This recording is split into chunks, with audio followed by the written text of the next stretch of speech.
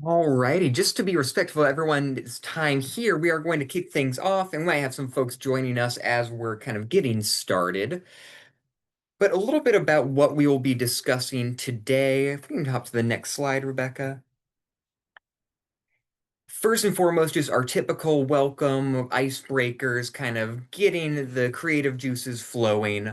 After that, we will be touching on the planning category review, which is really the core of today's webinar, looking at the planning category and planning and setting goals for EVs and charging infrastructure. So, kind of starting by priming everyone on charging smart and kind of the requirements for the planning category. Then I'll be turning the time over to my colleague Rebecca, who will be discussing planning and goal setting specifically for EVs and charging infrastructures, as well as giving us a little bit of an update on tax credits as they currently stand, kind of the best information we have currently at this point in time.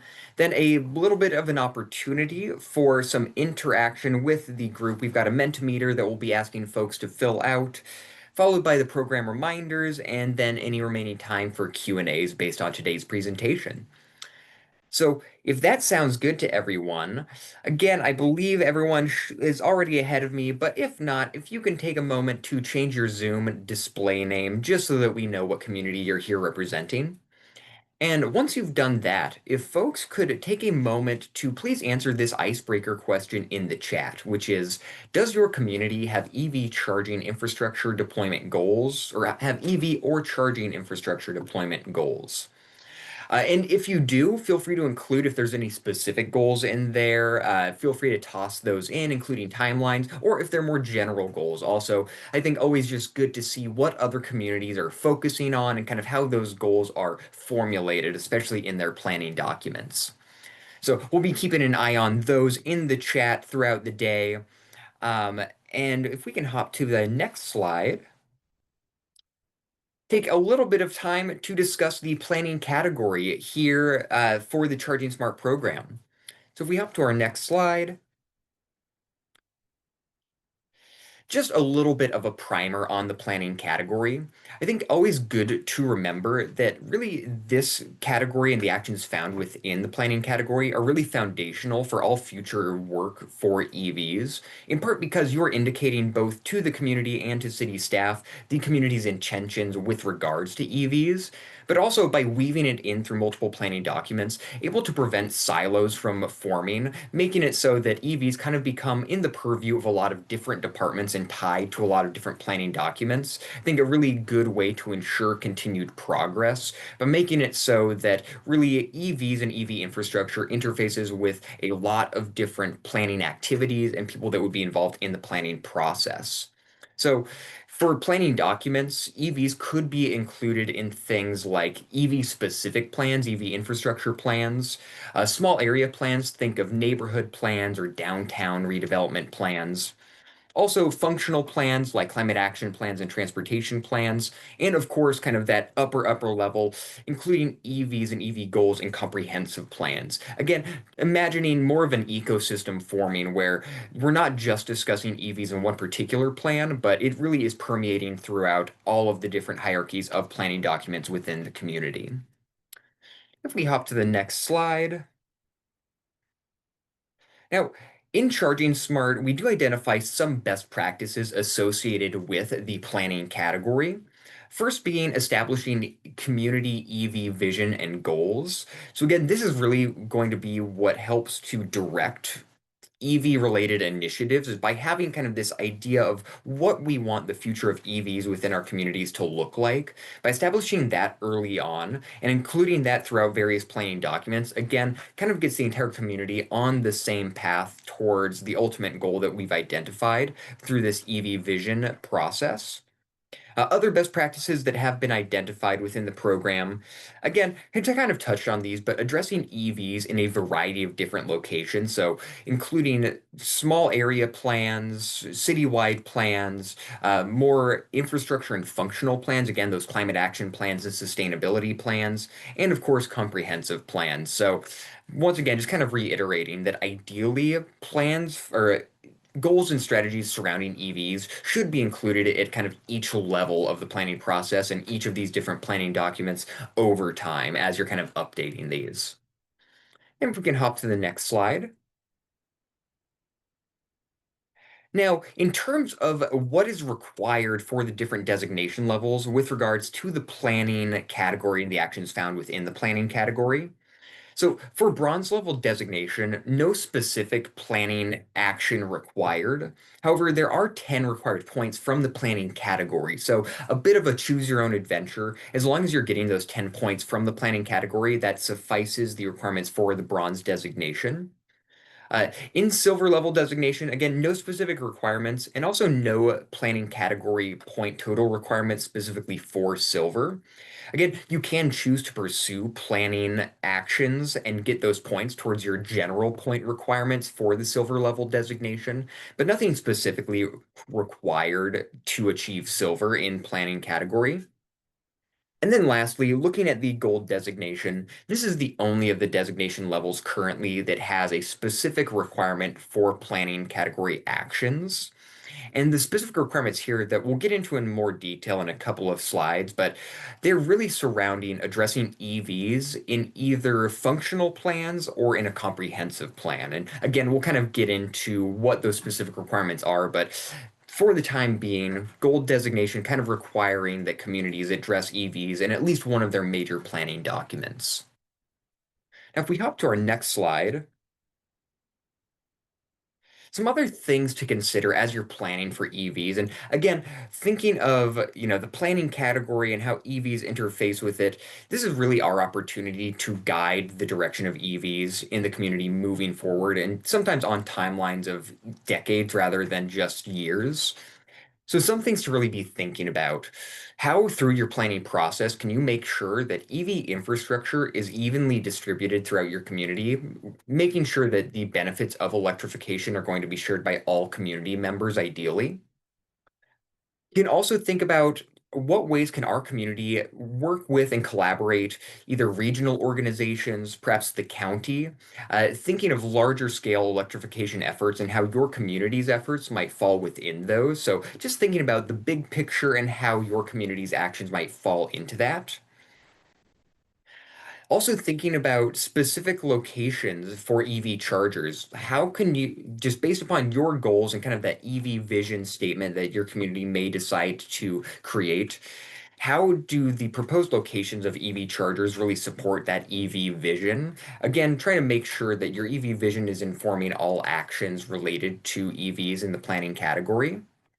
And then just generally speaking, how can we plan for the future of EVs in our community? So thinking about maybe that includes fleet electrification. Maybe that includes incentives for private deployment of EV charging infrastructure. Maybe that's just information getting out to the community regarding the benefits of EVs and how we as a community see that kind of benefiting us in the long term.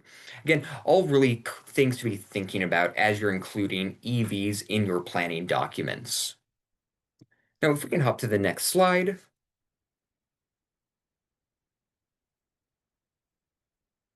Now, as I mentioned, for the gold level designation, this is the one designation category that has specific required criteria from the planning category. And it's actually kind of, again, another choose your own adventure. To satisfy the requirements for gold level designation, you just need to choose one of the criteria, either P 3.1, 3.2, 3.3, or 3.4, or P 4.1, 4.2, 4.3, or 4.4. And these generally, the difference between the P4 and the P3 is just what type of plan you're talking about. So P4 being a comprehensive plan, and then P3 being an infrastructure or functional plan. The reason why we split these two out and kind of have allowed for either to satisfy towards that gold level designation is because we recognize that sometimes the comprehensive planning process is on a pretty long timeline. And say a community just updated their comprehensive plan, the opportunity to do so again and include EVs may not occur for another 5 to 10 years. So, wanting to make sure that communities have the opportunity to really plan for EVs, even if that can't happen within the comprehensive planning process. Now, within each of these kind of clusters of potential actions, uh, certain things that communities can do, one being just acknowledging the future of the EV market and including that community-wide EV vision within your planning document. So again, these are official plans adopted by the community. So including that EV vision statement can really signal both to citizens and outside stakeholders the community's intentions regarding EVs. Communities can also choose to promote the co-benefits of electrification. So, rather, in addition to identifying the sustainability benefits of electric vehicles, also focusing on public health, economic development, kind of these co-benefits that also occur with increased electrification, calling those out in their planning documents, again, can really make the case for continued support for electrification. Other best practices and criteria here identifying the specific departments that are responsible for EV actions. Again, that helps internally by establishing procedures and protocols of which department is responsible for which action. But then also externally, understanding that if I say I'm interested in getting a charger installed in the community, hopefully I know which city department I really need to interface with in order to get that work done. And then lastly, one of either in the comprehensive plan or in a functional plan, including goals and strategies that follow the SMART framework. So specific, measurable, attainable, relevant, and time-based surrounding your EV actions. So again, that's a really important one, making sure that not only do we have a vision for the future of EVs in our community, but also kind of a path forward, identifying what actions are required, how we're going to get there, and how we're tracking progress towards those actions. And with that, I think we can hop to the next slide. And I believe now I will turn my time over to Rebecca, who is going to be giving us a bit more information on planning and goal setting for EVs and charging infrastructure.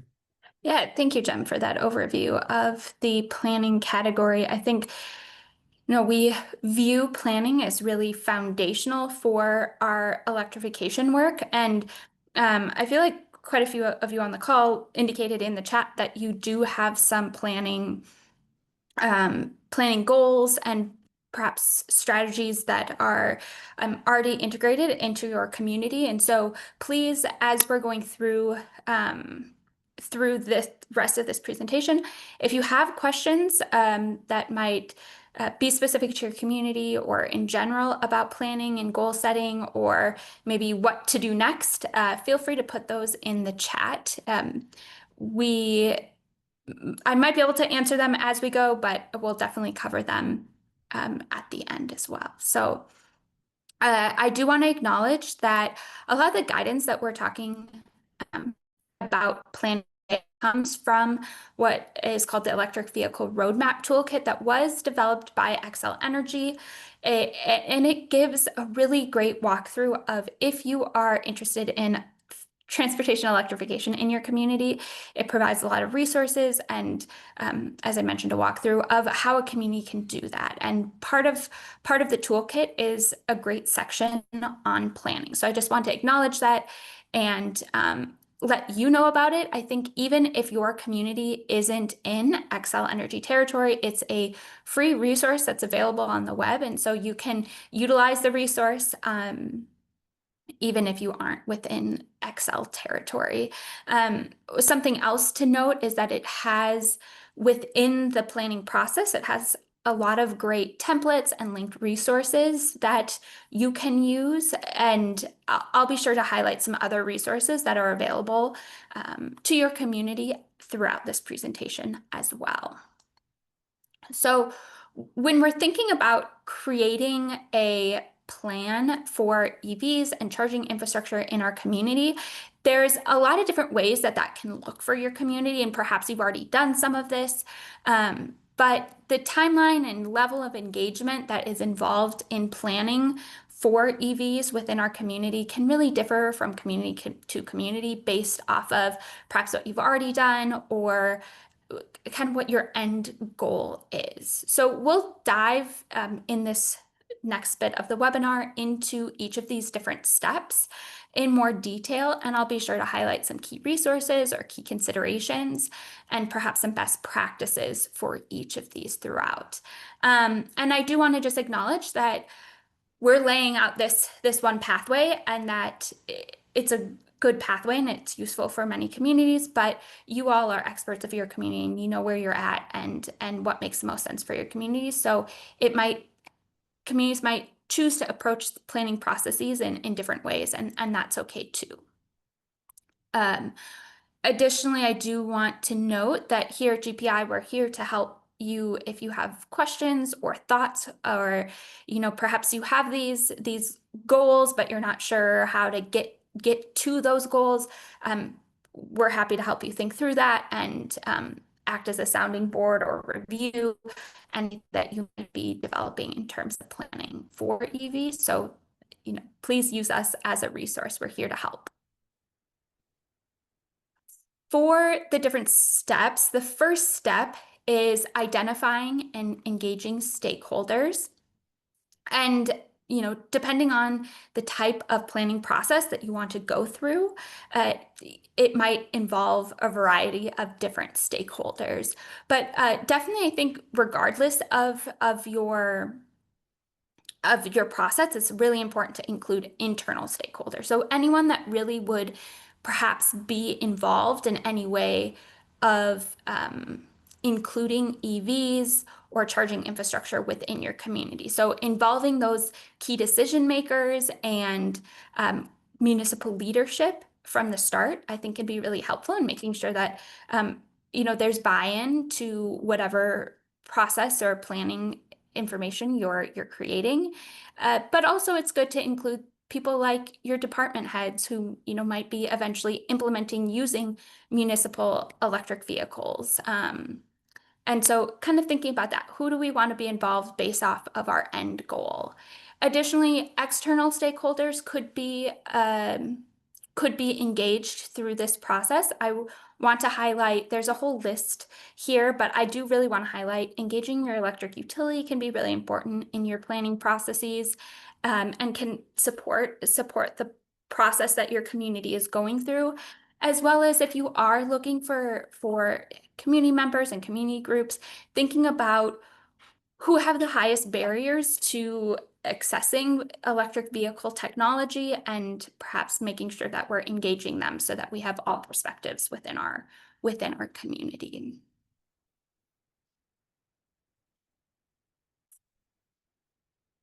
So throughout this presentation, I'm using Eau Claire, Wisconsin as an example.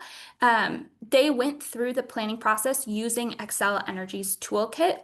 And so I think what their final document, their EV roadmap that they created is a really good, um, just kind of provides good examples for as we're talking through this. So here I have a screenshot from their EV roadmap where they give thanks to the different groups that they chose to engage in their process.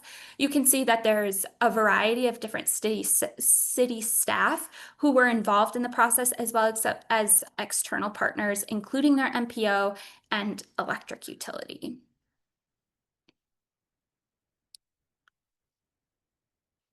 For step number 2, this one is understanding the community baseline. So before really we can move forward and create goals for the future, we need to have a good sense of what is the current landscape in our community. And this landscape can help provide context and perhaps direction for the eventual vision and goals that you set for your community. So some baseline information that you might want to consider including or looking at or analyzing within your planning process is looking at your community demographics, especially, for instance, looking at single-family homeowners versus renters or people who live in multifamily housing, thinking about what are the commuting patterns or the travel patterns of our community members. Are we getting commuters from other neighboring communities coming into our town that we might need to consider beyond our community members living directly in your municipality? Thinking about EV charging infrastructure that currently exists and EV registrations in your in your county or even surrounding counties to get a good idea of, how many EVs are we currently serving. Also, just having a general understanding of the understanding that your community members or local businesses or commercial property owners have of EVs and the technology and charging infrastructure can be really important. And then also identifying different ways that EVs could benefit your community. There's some other things that when we are doing a baseline that's important to consider and reflect on as well. So we really want to make sure that whatever end result that we come up with is aligning with any goals or strategies that exist at the regional or state level. So doing a dive and seeing what already exists out there, so that whatever we create is in alignment is important, as well as perhaps your community already has perhaps sustainability goals or other related goals that we want to make sure that are in alignment. And then finally, beyond kind of those goals, we want to think about what federal, state, regional, or local policies, programs, incentives, and funding exist that could either support or hinder the electrification effort. So having a good sense of the overall landscape is really important before we start diving into the visioning and the goal setting. I do have some resources listed on this slide. For instance, PlugShare, if you're looking to see what existing public charging infrastructure exists in your community that isn't municipally owned, PlugShare is a really great way. Also, states often track EV registration. In Minnesota, we have a nice dashboard. Michigan has a community EV toolkit where they look at EV registration and charging infrastructure installation. So there's some really good stats that are already out there that you can utilize.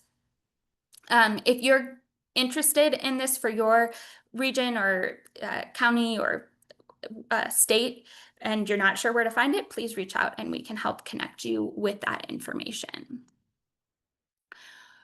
This example, once again, looking back at what Eau Claire did, at the time of their planning process and report, they looked at, for instance, it's on the right, a nice little pie chart of the registered fuel types within their community as they were doing this planning. And they also noted in a table on the left where current charging infrastructure existed within their community. And then they did also, below that table is a little excerpt from how they were doing some analyzing housing composition within their community. So this is just a snippet of a larger assessment that they included in their roadmap, but I think a good examples of what we were just discussing.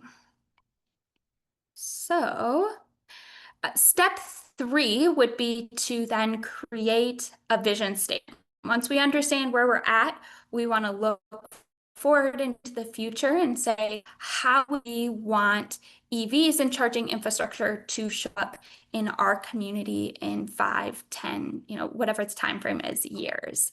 And as we mentioned before, but I just really want to drive home, your vision statement should align with your community goals, other community goals and visions.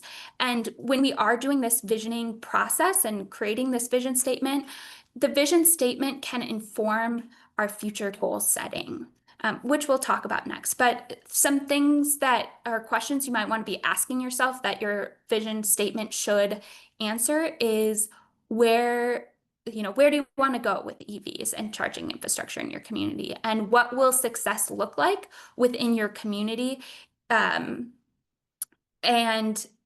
are your community's values and needs met by whatever this vision statement is proposing?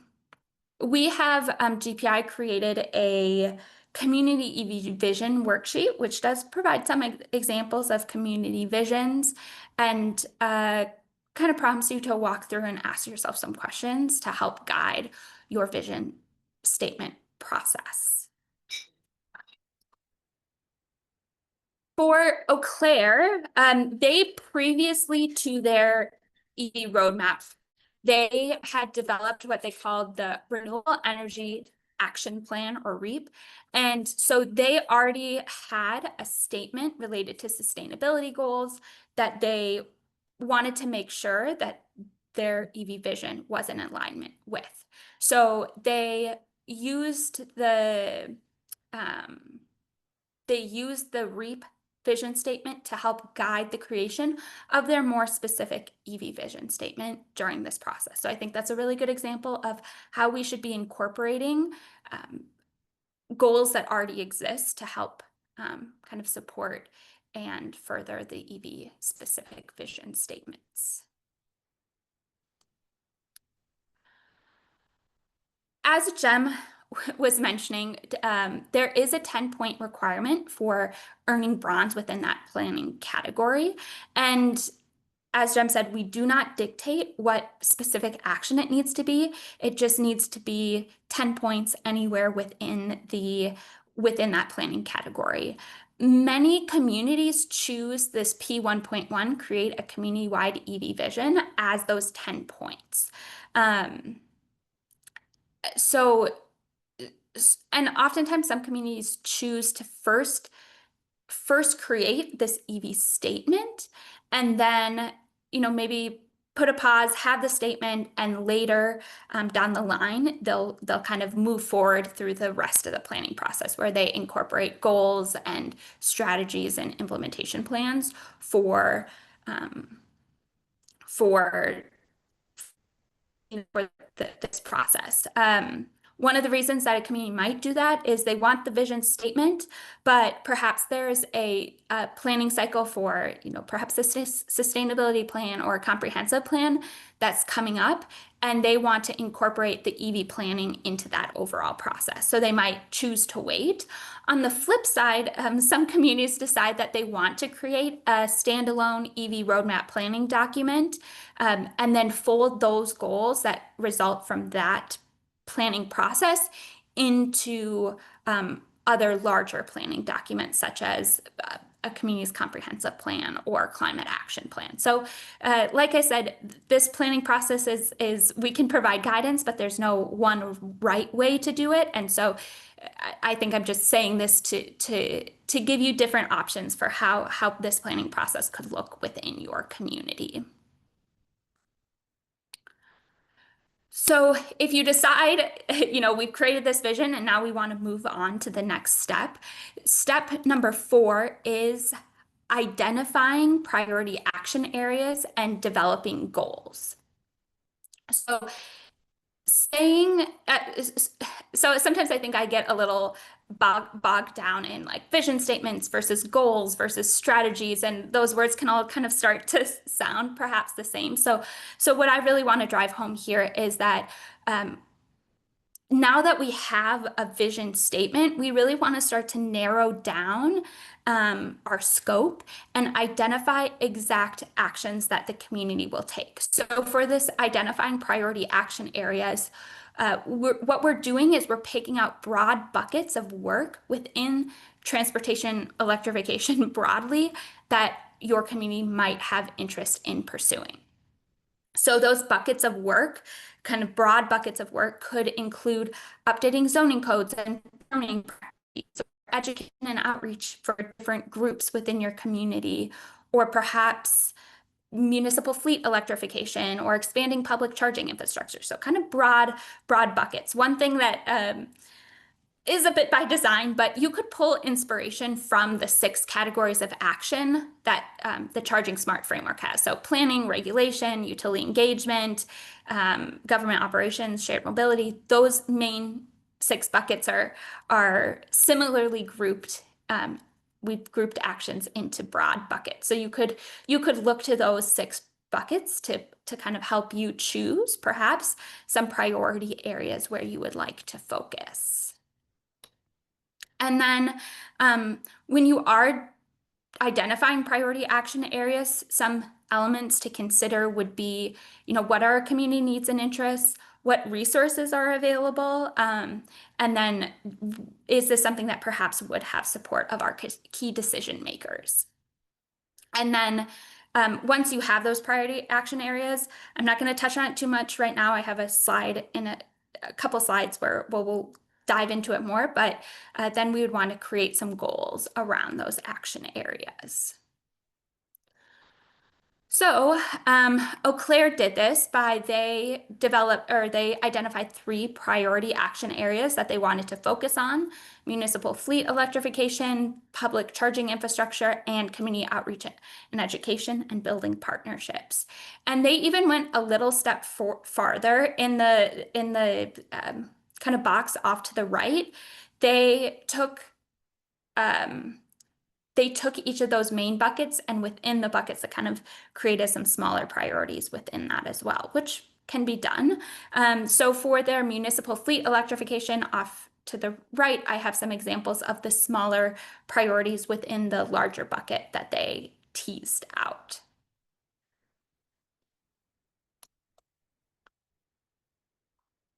So Jem was mentioning the SMART goals. I think most of us are probably pretty aware at this point what SMART goals are.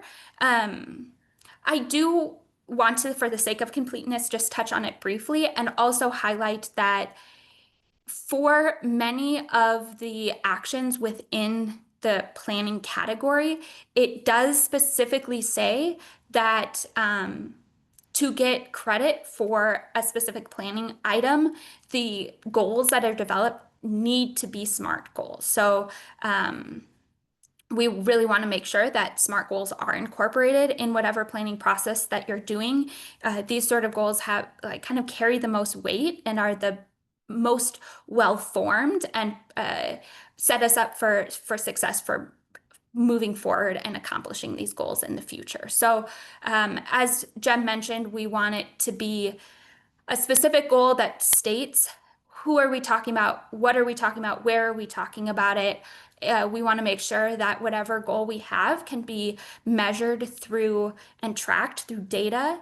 And we want to make sure that, pie in the sky ideas are great, but, we don't want to be coming up with goals that require some sort of technology that doesn't exist and perhaps never will within the time period that you're setting your goal for.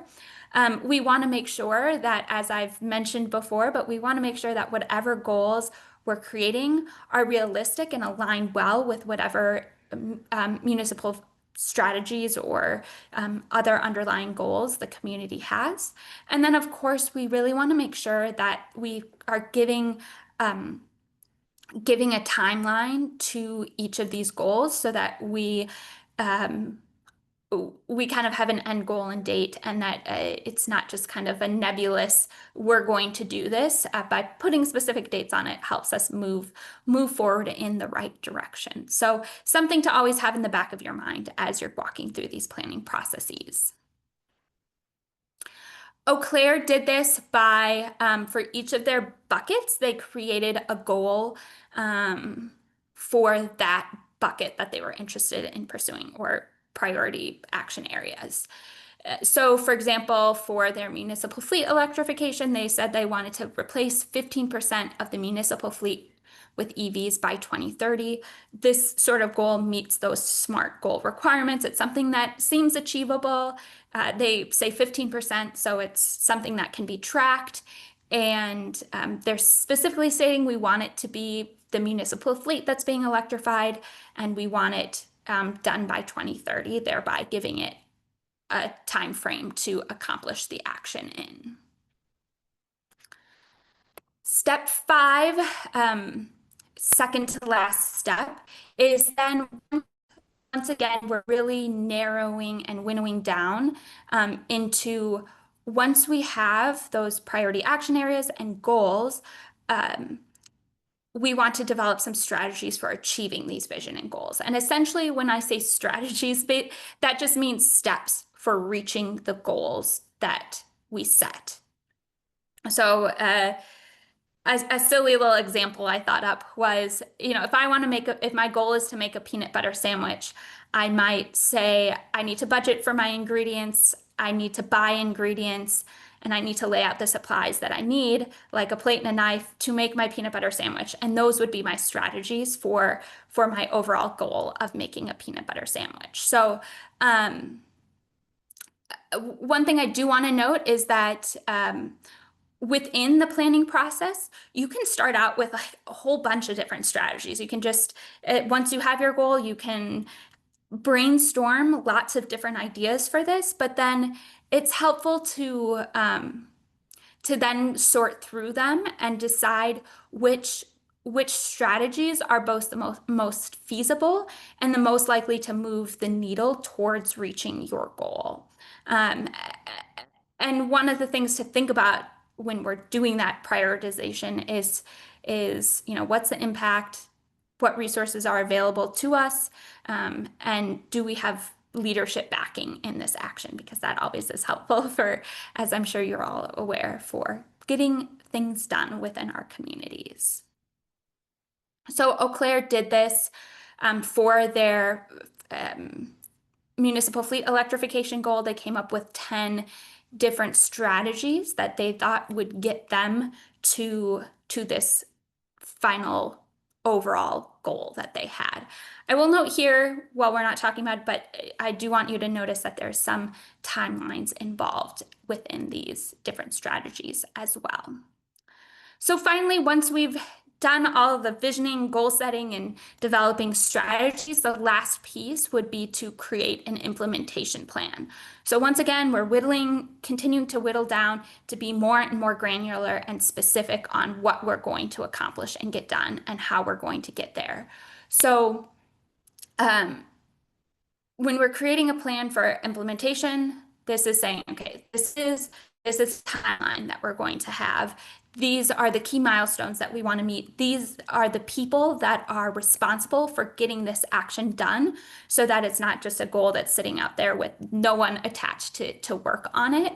And also thinking about how are we going to be tracking our progress and what sort of metrics will be attached. One thing that I did want to note for when we are assigning different groups to be responsible, there's a really fine balance between, like, we don't want to name specific people. I've seen some planning reports that have specific staff people's names that say we are going to accomplish this. And that's just unfortunate because it's never guaranteed that that staff person will be there throughout the entire implementation process. So it's better to identify departments or maybe offices within departments to be responsible without being too detailed here.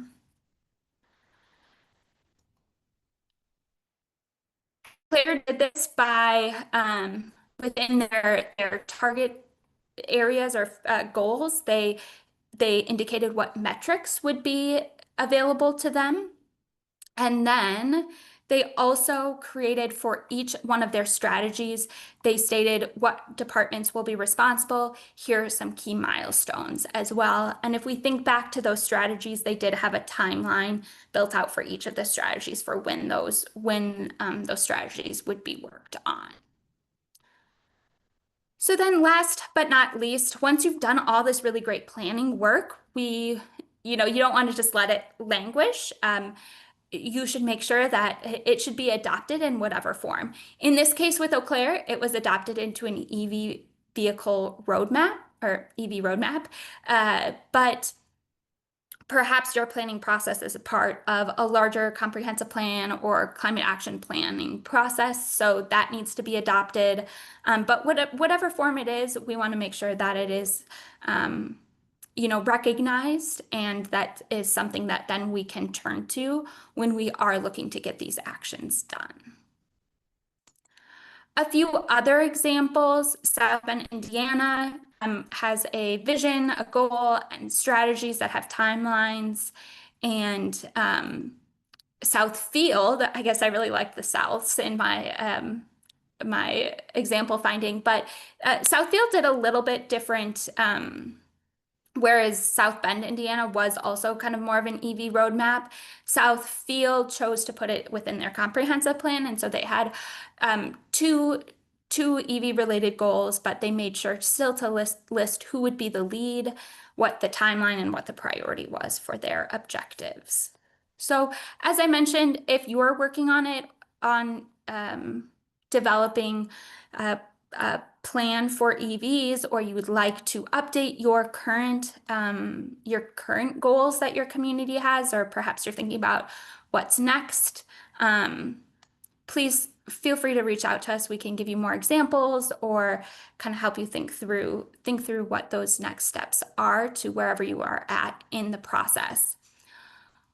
One more resource that I would like to highlight here is the Joint Office's Public Electric Vehicle Charging Infrastructure Playbook, which is a mouthful, but it has a planning section and it has some really good guides for, like, it has an EV readiness plan template that walks you through each of these different sections.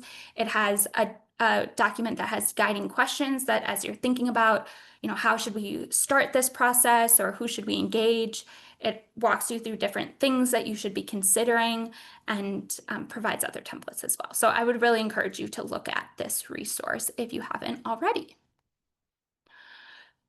All right, so now we're going to transition briefly into tax credit updates. So hopefully you're all aware, but we did just want to make sure that if you aren't tuned into this, that you are aware, because many of the EV and charging infrastructure tax credits that we thought would be around for much longer now will expire sooner than expected. So if that was something that you were wanting to take advantage of, really now is the time to act. Or perhaps if you are already taking advantage of them, but you're realizing that perhaps the timeline will go beyond when these credits will expire, I think it would be good to look at that and make sure that we're on top of this. One thing that I do want to note is that the elective pay or direct pay mechanism is still intact. It does exist. However, at least in terms of EV and charging infrastructure tax credits, soon those kind of credits that would be used for elective pay will not be around. So even though the mechanism exists, there's kind of nothing backing it up. However, I personally myself haven't looked into other clean energy infrastructure credits, so perhaps that would be something to look in as well. But the key tax credits related to EVs are listed here. Essentially, for vehicles, they need to be purchased and in service by September 30th of this year.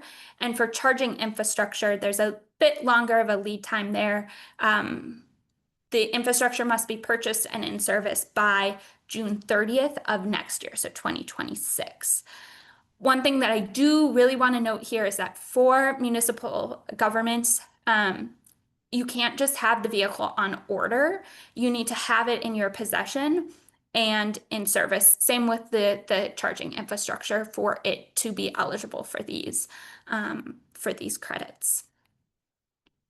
So that was like a very high overview of that. The Electrification Coalition, who's our partner, is doing a webinar on August 12th at 1 p.m. Central and 2 Eastern. The registration link we can send out, but I think the one thing that's going to be really great about this webinar is that they will be giving updates on the status of EV tax credits, but they're also going to be kind of looking toward the future and saying what's next if these aren't existing. So I think it'll be a good balance of giving an update, but then also starting to help us think about tools in our toolbox in the future. Additionally, Minnesota communities can receive one-on-one technical assistance for direct pay filing. So if you are interested in that and you are a Minnesota community, let us know and we can get you connected. And then the National League of Cities has a really good guide for filing for elective pay. So if that's something that you need support on, that's a good walkthrough.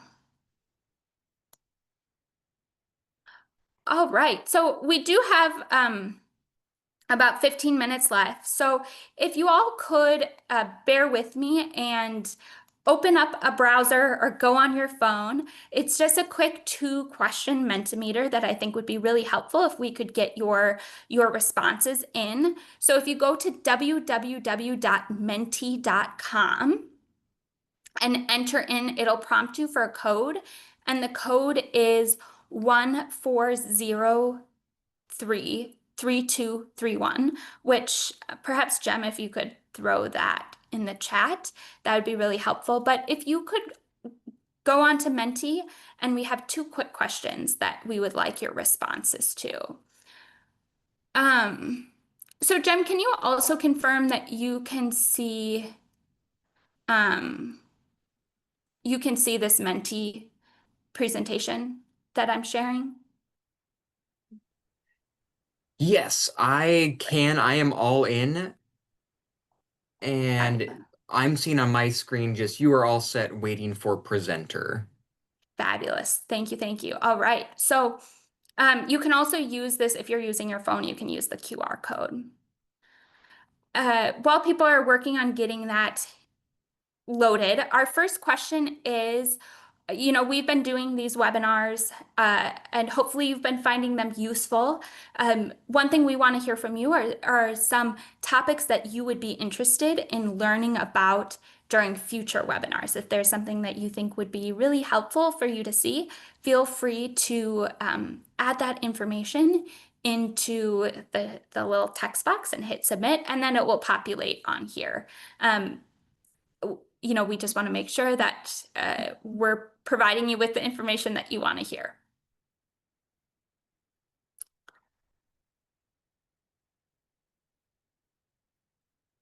Great.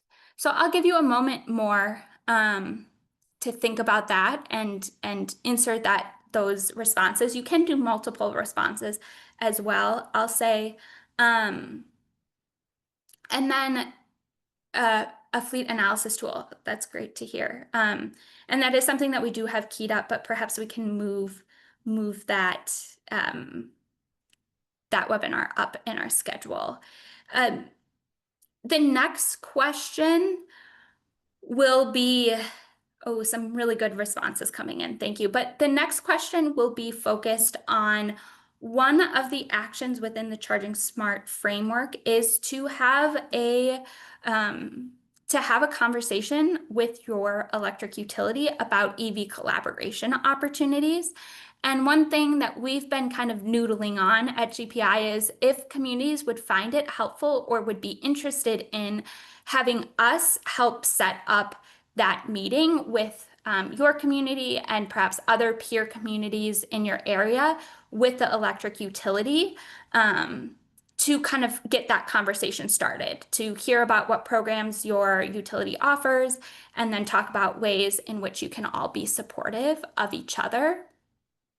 And so, oh, I love all these different examples or ideas for for ideas for webinars that are coming in. So thank you.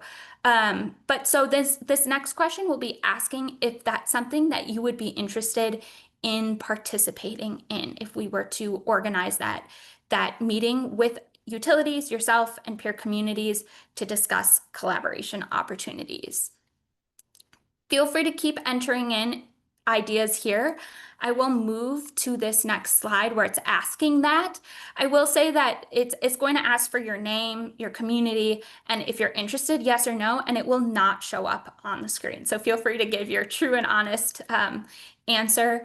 I just wanted there to be a way for us to see if you said yes, to make sure that we get that conversation going for you. So feel free to put in your information there if that's something that you'd be interested in attending.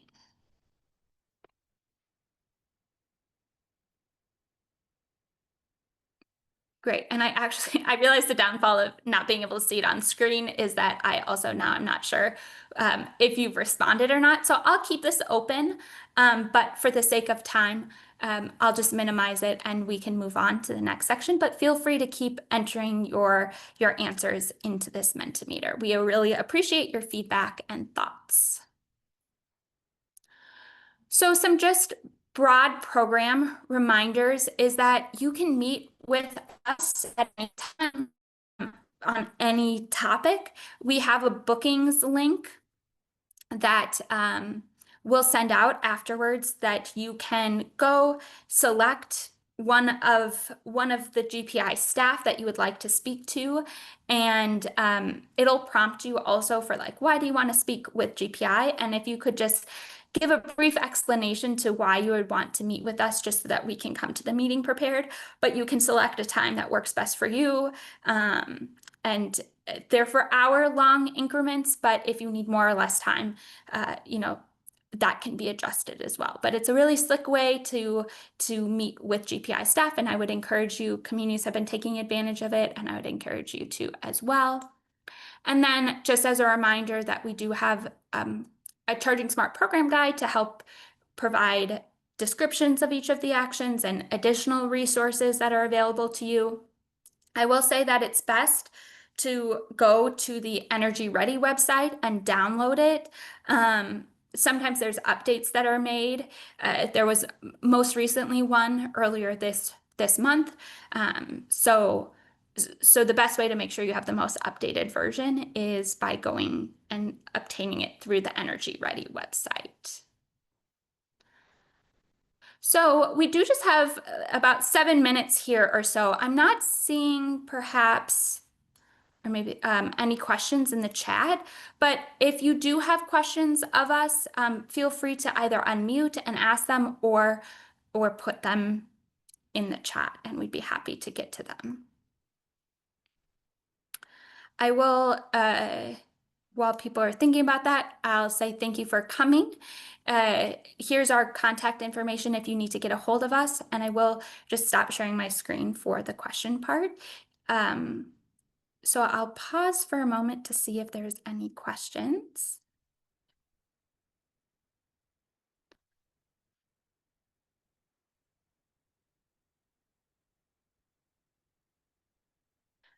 But perhaps hearing none, if you do have individual questions, like I said, you can either email our staff, sign up for a bookings time with us, or get a hold of us in some other way. We're here to help and answer any questions that you may have, whether it's related to planning or if it's related to other topics and surrounding EVs and charging infrastructure.